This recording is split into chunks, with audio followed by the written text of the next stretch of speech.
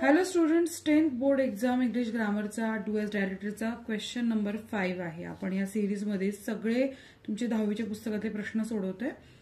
So question आहे, the baby was listless, म्हणजे ते बाळ निष्क्रिय होतं.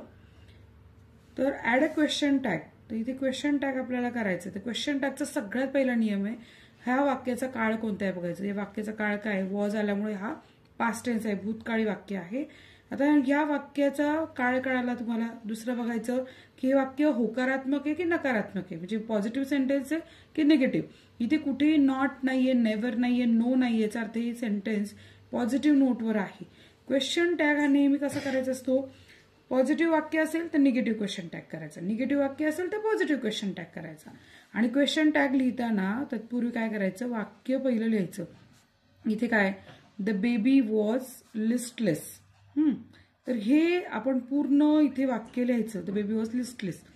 कॉमा द्यायचा. कॉमा दिल्यानंतर इथे काय आलंय, हेल्पिंग वर्ब कोणतं आलंय बघायचंय. कॉमा दिल्यानंतर आपण हेल्पिंग वर्ब बघायचं वाक्यात कोणतं आलंय, वॉज आलंय. पण आपल्याला निगेटिव्ह करायचंय क्वेश्चन टॅग, तर वॉजला नॉट लागणार. पण हे ॲब्रिव्हिएशन करायचं असतं, म्हणजे शॉर्टकट करायचा असतो, त्याचा शॉर्ट फॉर्म वापरायचा असतो. तो येणार वॉजंट. आणि करता काय आलेला आहे आपला, तर आपण वॉजंट बेबी नाही लिहू शकत. आपल्याला करता काय आला, बेबी आलाय. तो मुलगा आहे का मुलगी आपल्याला माहित नाही, त्याच्यामुळे आपण इथे यायचं वॉजंट इट. ओके. आणि क्वेश्चन मार्क द्यायचा, हा फार महत्वाचा आहे. हे सगळं तुम्ही लिहिलं तरच तुम्हाला पैकीच्या पैकी मार्क मिळणार आहेत.